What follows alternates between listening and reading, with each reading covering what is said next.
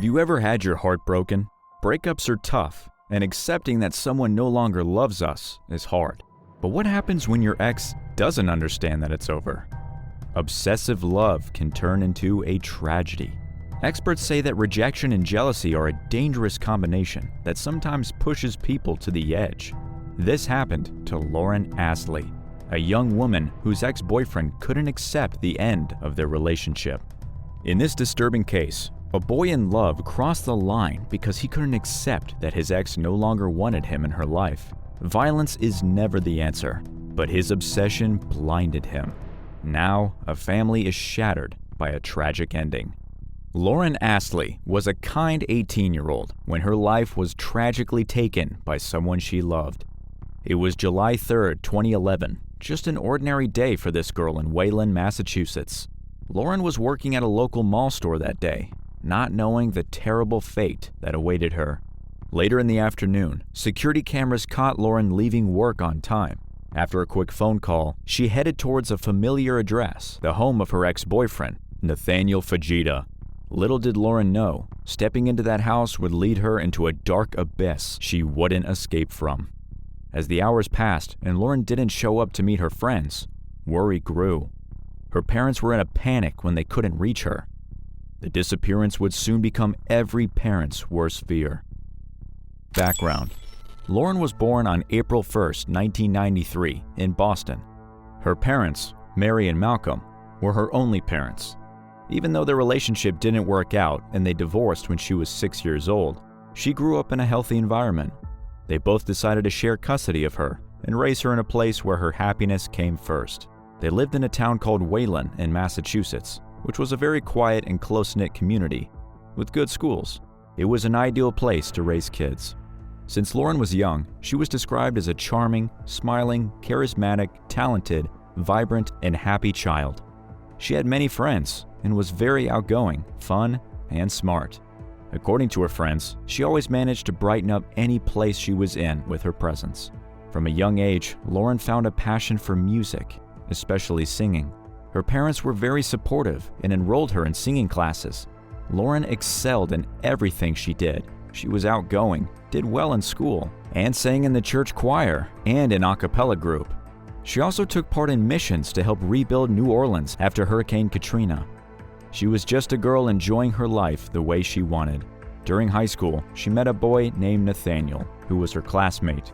Nathaniel Feta was well liked by his friends and family. Coming from a close family, his father, Tomo Feta, was a famous guitarist and professor at Berklee College of Music in Boston. Since he was young, Nathaniel showed exceptional athletic skills, standing out as a star receiver on the Wayland High School football team. Despite his quiet and reserved personality off the field, Nathaniel's lifelong friends described him as a good guy, kind, friendly, and fun at heart, though acknowledging his quiet demeanor. When they met, Nathaniel and Lauren liked each other, and Nathaniel soon asked Lauren out. They quickly became a couple, and Lauren seamlessly became part of his family circle. Lauren practically became another member of the Feta family, spending a lot of time at their home and forming a lovely couple in everyone's eyes. This bond was so strong that she even interviewed Tomo Feta for a school project that Lauren posted on YouTube in June 2010. In the first 2 years, Nathaniel and Lauren's relationship flourished smoothly. They were seen as the perfect couple, attractive and deeply in love, celebrated by both family and friends. But things began to change. Beneath the facade of the athletic and perfect guy, Nathaniel was insecure in the relationship. He became jealous and possessive, not liking it when Lauren spent time with her friends or family. He wanted her all to himself. The relationship started to become problematic. At Lauren's graduation party in June 2011, one of her friends remembered that Nathaniel, who was drunk, tried to talk to Lauren. When she refused, he punched a post holding up the large tent they were under. Lauren was not comfortable in the relationship and decided to end it. However, Nathaniel didn't take this well. He begged her to get back together, promising to change, and Lauren agreed because she loved him. The relationship lasted throughout high school, about 3 years, as they constantly broke up, got back together, and broke up again. Then one day, On her 18th birthday in the spring of her senior year, Lauren ended things with Nathaniel for good. This time, the reason was that they would be attending different colleges in different places. She was moving to North Carolina, and he had earned a scholarship to study at Trinity College in Connecticut. After they broke up, Lauren felt relieved and happy, though a bit sad because she cared about Nathaniel, but she knew it was the right decision. So she leaned on her friends more, graduated from high school, and started working at a clothing store called Shop 344 in the Natick Connection Mall.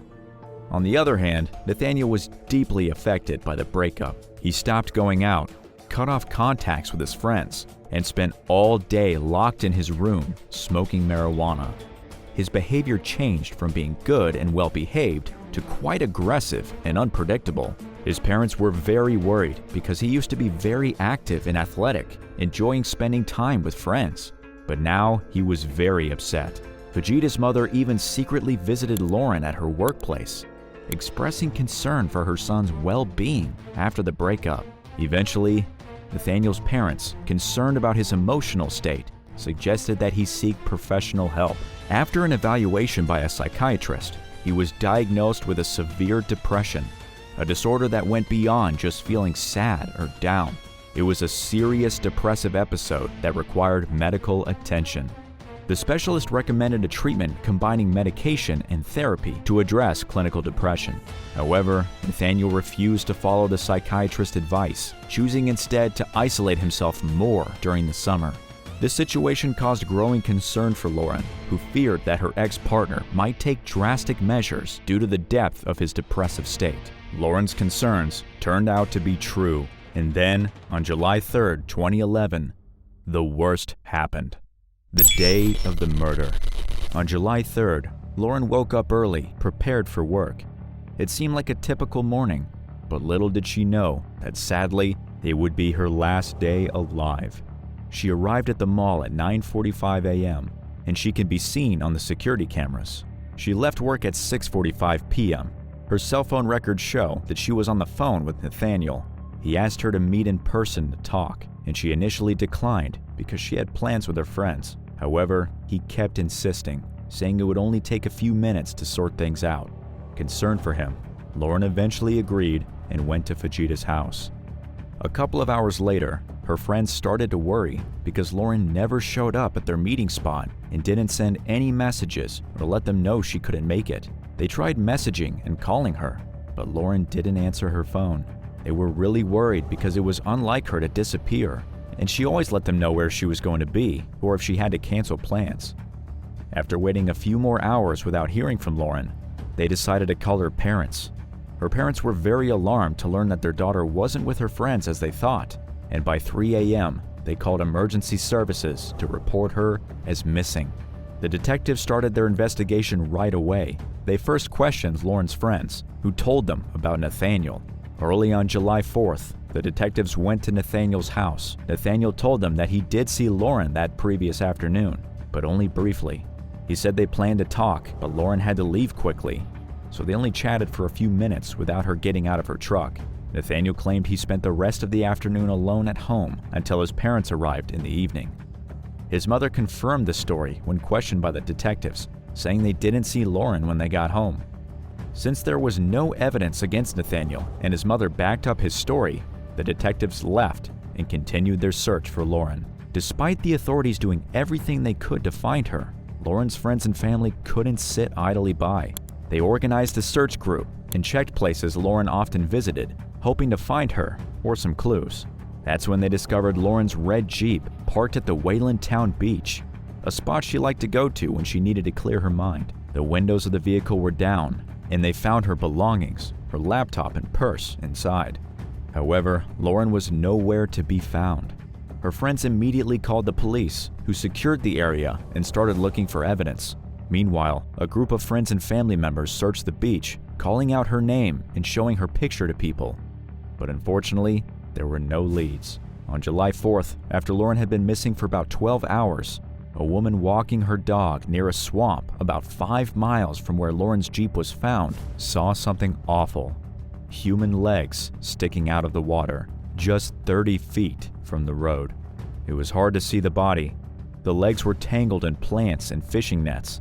The woman called 911, and when the authorities arrived, they sadly confirmed that it was Lauren Asley. The autopsy. The autopsy revealed that Lauren's body had multiple bruises and was covered in blood. The crime was extremely violent, and the cause of death was strangulation. She showed signs of brutal assault with a bungee cord that was used to choke her until she couldn't breathe. Additionally, there were cuts from ear to ear that were inflicted with a knife. The officials delivered the devastating news to her parents, who were completely shattered. The case shifted from a disappearance to a homicide, and once again, her ex-boyfriend was the prime suspect. On the morning of June 5th, authorities went back to Nathaniel's house to question him, but he was not there.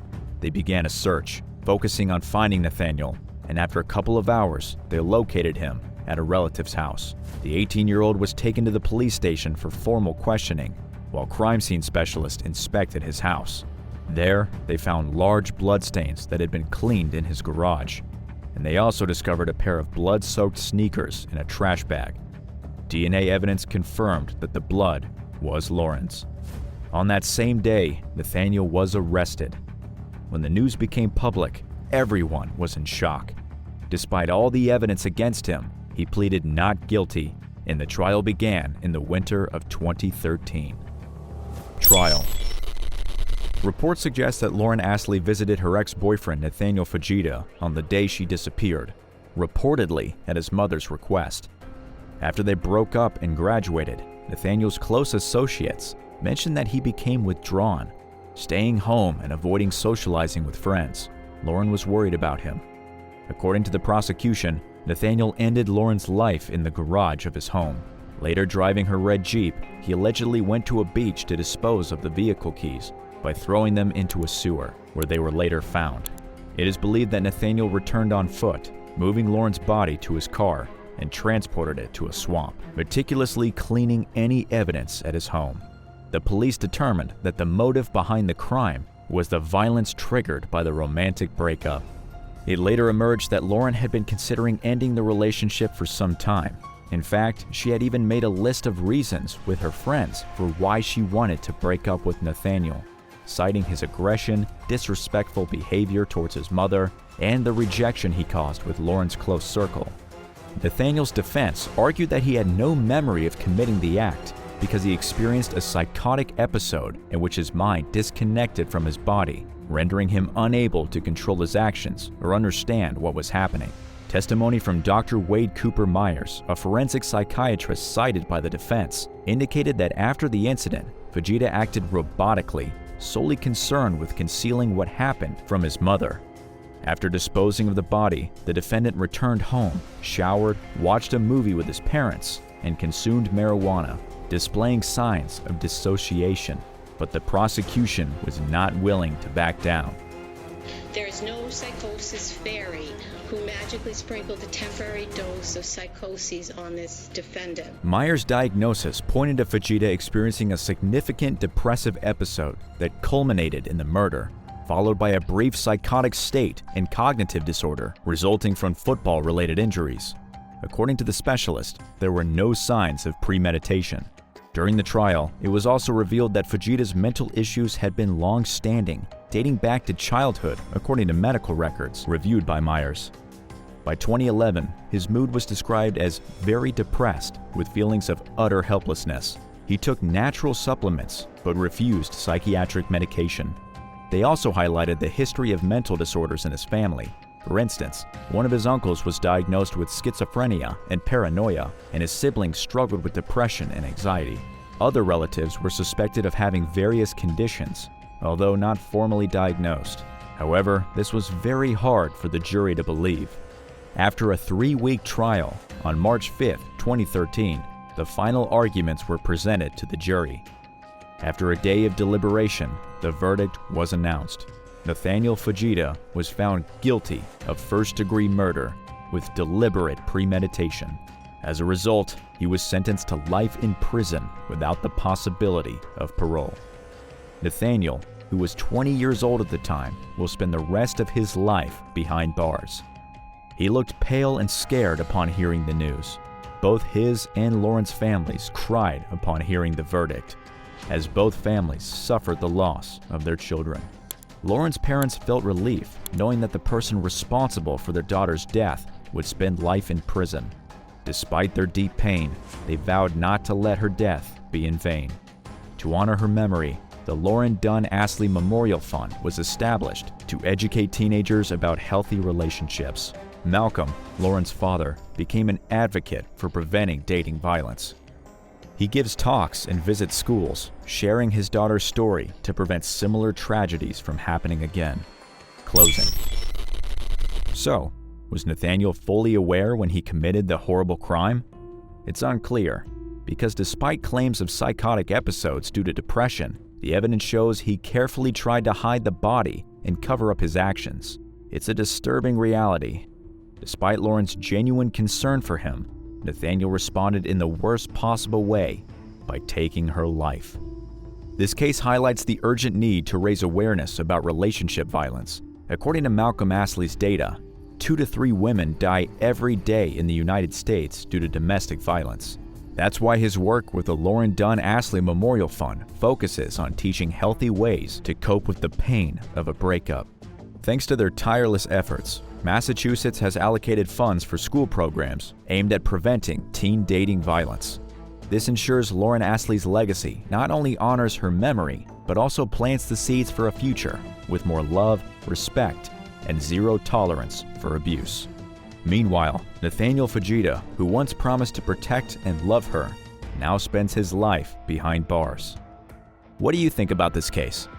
Do you think Nathaniel's depression was a determining factor, or simply an excuse for a horrible act? Share your thoughts in the comments. Unfortunately, cases like this happen more often than we'd like. It's crucial to recognize signs of a toxic relationship and take action before it's too late. Share this video with your friends and loved ones to raise awareness. And if you want to stay updated on more impactful cases, don't forget to subscribe and click the bell icon so you never miss a video. See you next time.